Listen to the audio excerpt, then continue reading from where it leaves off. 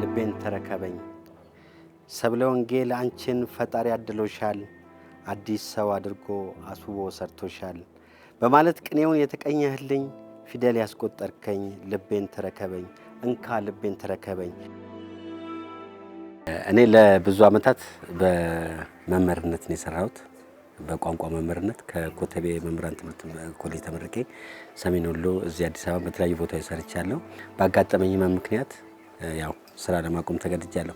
ስራ ለማቆም ብገደድም እንደምታዩ እዚህ ከናቴ ጋር ነው የምኖረው። አመመኝ ብዬ ጮክ ብዬ አላወራም። እስከ መጨረሻው ድረስ እታገላለሁ።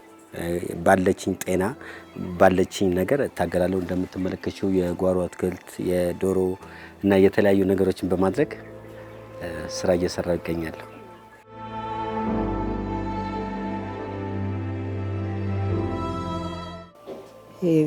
ስድክ እግሩን እንትን ብስክሌት ላይ ገጨው ልጅ ነው።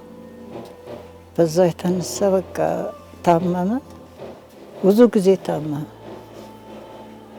ሐኪምም አሰላ ሆስፒታል ገባ። እዛም ብዙ ተኛ። ኦፕሬሽን አደረጉት እግሩን። እዛ በቃ ብዙ ጊዜ ቆየበት፣ አንክሱ ቀረ።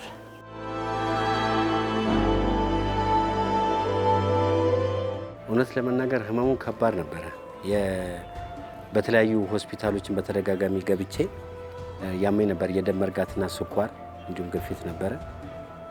ቀላል የሚባል ህመም አልነበረም ያጋጠመኝ። በመጨረሻም ዘውዲቱ የመጨረሻ የገባሁበት ሆስፒታል ዘውዲቱ ነው። ዘውዲቱ ለአንድ ወር ከተኛው በኋላ ሐኪሙ የተለያዩቹ ምክሮችን ነገረኝ።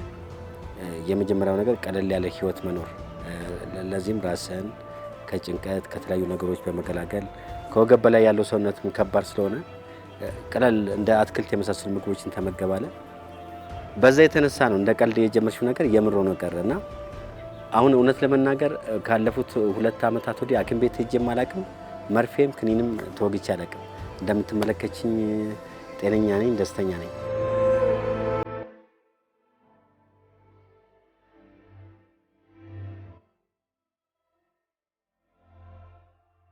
በጣም ከባድ ጊዜ ብዬ የማስታውሰው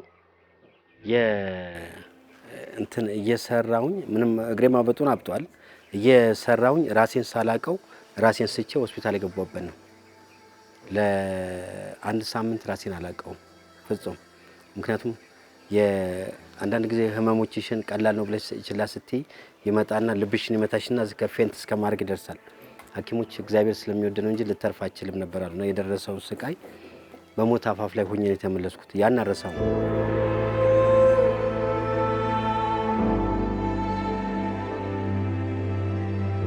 ማንም ሰው ህልም አለው። ለምሳሌ ነው የህፃናት መጽሐፍ እየጻፍኩ ነው አሉ። አሁን በሂደት ላይ ያለ የተለያየ ህልሞች ይኖርሻል የራስሽ። ማንም ሰው በህይወቱ የሆነ ነገር ዛሬ ይጨልምና ደመልሶ ደግሞ ይበራል። ግን እኔ ደስ የሚልሽ ነገር ሁሌ ይሄኛው ሲዘጋብኝ በዚህ ጋር መሮጥ እወዳለሁ፣ በዚህ ጋር ሲዘጋ በዚህ ጋር መሄድ እወዳለሁና እንትን እንኳን የሆስፒታል እንኳን ተኝቼ አንድ ማዘጋጀት መጽሔት ነበር። ታመሜ ሆስፒታል እንኳን ተኝቼ ተው እያሉኝ ያን መጽሔት እዛ አርቶ ተሰራ ነበር፣ ኤዲት አደረገው ነበርና ቀኔ ከደረሰ መሄድ አይቀርም። ቀኔ ደረሰችም አልደረሰችም እስከ መጨረሻው ደቂቃ ድረስ ግን የሆነ ነገር መታገል እወዳለሁ።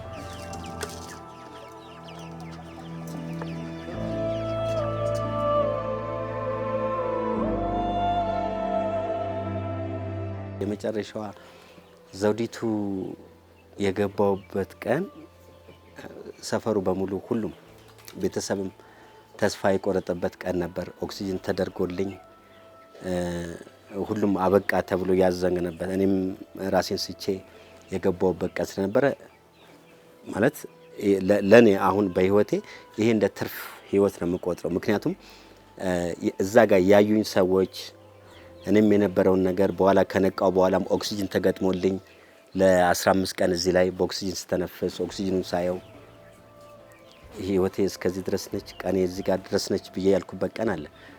ያቺ ቀን ለኔ የመጨረሻዬ ትመስለኛለች በህይወቴ ትልቁን እግዚአብሔርን የሚያየውበት ቀን። እኔም ወደ አዲስ ህይወት የመጣውበት ማለት ከእንግዲህ የባከነ ሰዓት የለም እግር ኳስ ላይ ልክ ለኔ የባከነ ጊዜ በቃ ህይወቴ ነች። አሁን የምኖረው በባከነ ህይወት ውስጥ ነው ማለት ነው። አንዳንድ ጊዜ በቃ እንደዚህ እኖራለሁ ብለሽ ልክ ሞት እንትን ላይ ደርሰሽ ስትነቂና ስታዩ አዲስ ህይወት ደግሞ ትጀምሪያለሽ። ለዚህ ነው ከእንግዲህ በኋላ ተስፋ መቁረጥ እንደሌለብኝና እግዚአብሔር በፈቀደ ቀን እስኪወስደኝ ባለች ነገር እየተደሰትኩ መኖር እንዳለብኝ ለራሴ ነገር የምኖረው ከዛም አይተኛው ይኸው መከራውን አልግቢውን እንደዚህ ቆንጆ አረጋው አሁን መከራውን አለ። ዶሮም ጀመረ። ዶሮቹንም ብዙ ጊዜ ነው ዶሮ ከዚህ በፊትም ጀምሮ ነበር ማቋረጥ። አሁን ደግሞ ጀመረ። ጎበዝ ነው ሲሰራ፣ ቁጭ አይልም። አመመኝ ብሎ ቁጭ አይልም፣ ይሰራል። ከሞት አይደል የመጣሁት። ከሞት ወደ ህይወት ስለመጣው አሁን በብዛት እግዚአብሔርን እያመሰገንኩ ነው የምኖረው። አዲስ ህይወት ነው የምኖረው። የሰው ልጅ አሁን ባለው ነገር ተጽናንቶ ጠንካራ ሆኖ ወደፊት መጓዝ ከቻለ ነገሮችን እያለፈ መሄድ ይችላል። እኔ አሁን በቀጣይ የማስባቸው ነገሮች አሉ። ለምሳሌ አዲስ ዩኒቨርሲቲ በፎክሎር ትምህርቴን ጀምሬ እንደዚሁ በምክንያት አቋርጫለሁ። 1 ዓመት እንደተማርኩ እቀጥላለሁ። ያሬድ ትምህርት ቤት ገብቼ በሙዚቃ ላይ ጥናት ማድረግ ፈልጋለሁ። ይሄ ህልሜ ነው።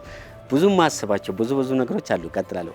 እንደውም እዚህ እንደምታዩ እዚህ አትክልቱንም ዶሮቹንም እንትን እያልኩኝ በቀጣይ ደግሞ ያንን በማታም ይሁን የሆነ ሰዓት አመቻችቼ እፈልጋቸዋለሁ ብዬ ማስባቸው ዶክተርም ልሁን ፕሮፌሰርም ልሁን እደርስበታለሁ ብዬ ማስባቸው በውስጤ እደርስባቸዋለሁ። ፈጣሪ ግን እድሜ ከጤና ጋር ይስጠኝ።